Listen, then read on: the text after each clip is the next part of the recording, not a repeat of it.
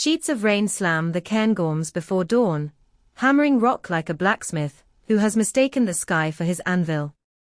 Balmoral's south-facing turrets, normally pale as bleached bone, darken to gunmetal as storm Floris carves a screeching path up the Dee Valley.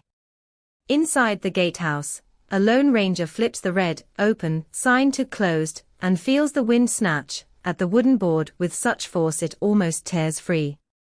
A curt message flashes across ticketing apps: estate closed. Do not travel. Refunds automated.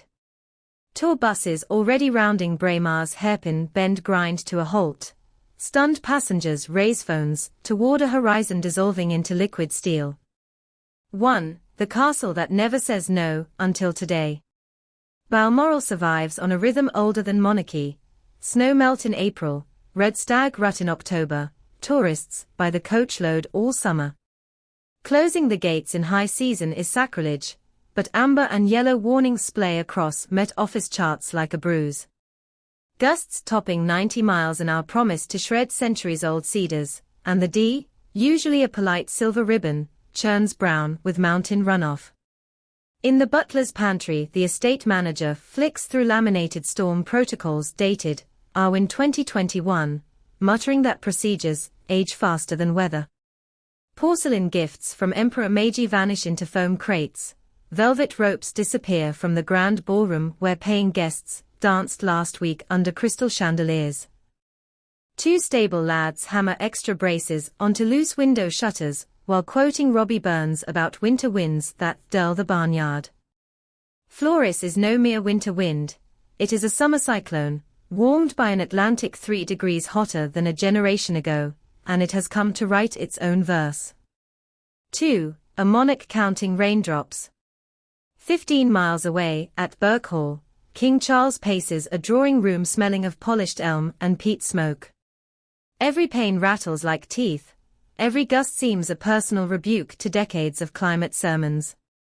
Through grey veils he glimpses the cedar his great-great-grandmother planted, now lashed by gusts that twist its trunk into agony. The room tilts with memory, the late Queen Mother's laughter during picnics, the quiet hush in September 2022 when his mother breathed her last within Balmoral's granite walls. Nostalgia collides with duty. Sentiment alone cannot prop a roof against 90-mile gales. Camilla enters carrying a folder of contingency maps, alternate routes for supply trucks, should fallen firs block the A93, temporary dormitories, if the castle's north wing floods. Her calm is ballast. Her eyes ask if the king intends to visit the main estate today. He shakes his head. No helicopter pilot will tangle rotor blades with Floris, but dispatches his equerry to relay gratitude to every staff member bracing for impact. Orders given, he lifts a field glass and watches the forest writhe like a living fresco. 3. Tourists turned exiles. At Aberdeen Airport, a Canadian family in matching tartan scarves rereads the closure notice in disbelief. The 8-year-old clutches a Balmoral guidebook bought hours earlier. See the ballroom where Victoria danced. The promise evaporates into drizzle condensing on terminal windows. Hashtag Sprout, #Floris Fury, #Balmoral Barricade, memes of corgis in life jackets ricochet across timelines. Some comment threads turn caustic. Republicans arguing that royal holiday homes shouldn't divert emergency crews, loyalists countering that Balmoral is the monarchy's beating heart. Its closure akin to dimming a lighthouse in storm seas. 4. Inside the siege. While debates rage online, storm prep becomes choreography under Gothic arches. Generators older than many staff growl awake, feeding emergency circuits that power only essentials, pump rooms, security hubs, the kitchen's walk-in freezer stacked with venison haunches. The chief engineer strokes the diesel tank, whispering encouragement as though steel responds to affection. Meanwhile the housekeeper, Mrs. Macklish, linen guardian since the Queen's Silver Jubilee, marshals her crew to escort priceless watercolors down to the fireproof vault. Each painting vanishes behind double-locked steel, leaving nail holes that stare back like empty sockets. By noon, Floris slams the first wave into granite.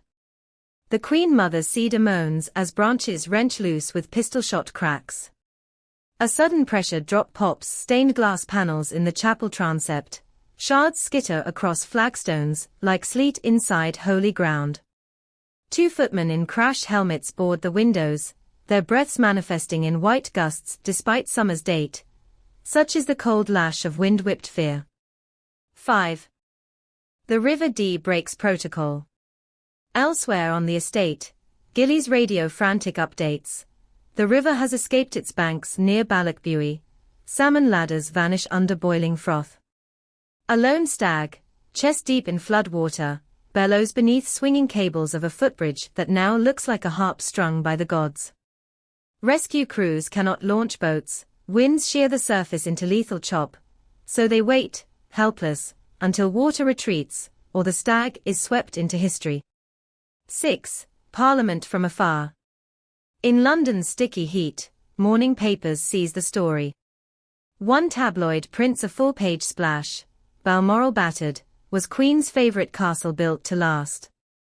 Opposite, an op-ed questions why a privately owned royal estate commands such public fascination.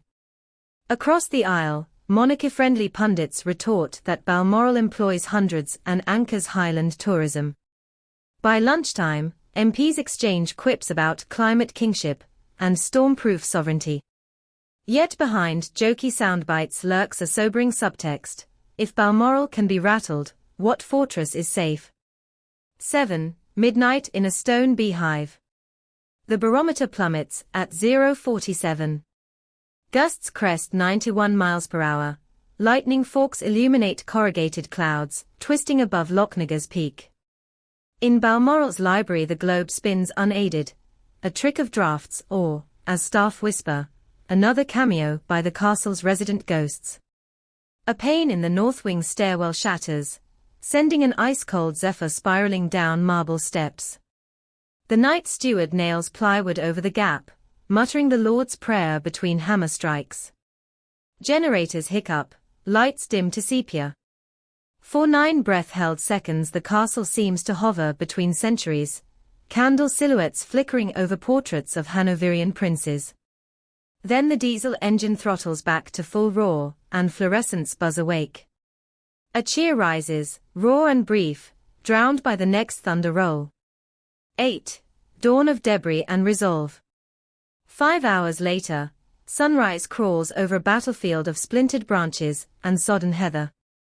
The cedar stands, but bleeds sap from a jagged trunk split 6 feet down. Volunteers form human chains lugging fallen boughs from driveways, chainsaws snarl, their exhaust mingling with petrichor.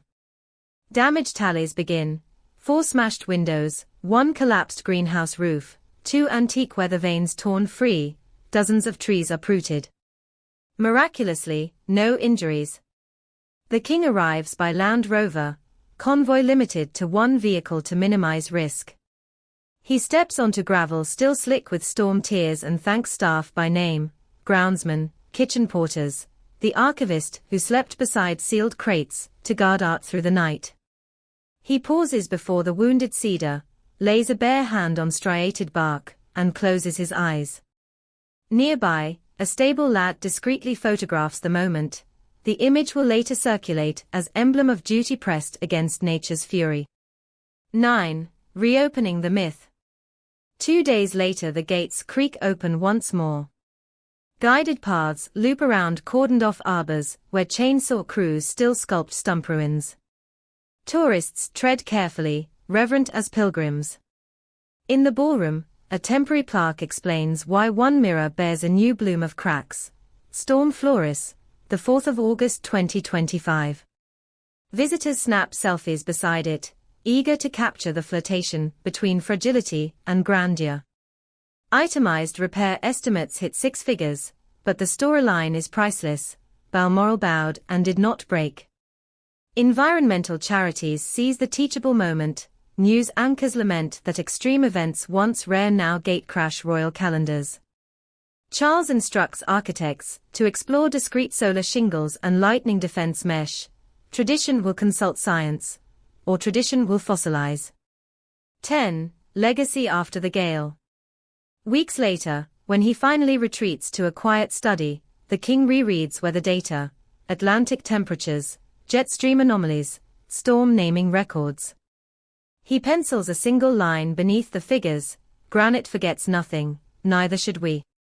Outside, the patched cedar rustles in late summer breeze, its scar-throbbing amber where resin caught the sun. The royal standard flutters anew above the tower, bright as a promise carved from storm clouds. Balmoral resumes its ancient rhythm, salmon leap again, coach engines hum, chatter returns to echoing halls. Yet a subtle tremor lingers in every guided anecdote, every footstep on repaired parquet, a reminder that even a queen's favorite castle stands on loan from the elements, payable in vigilance and adaptation.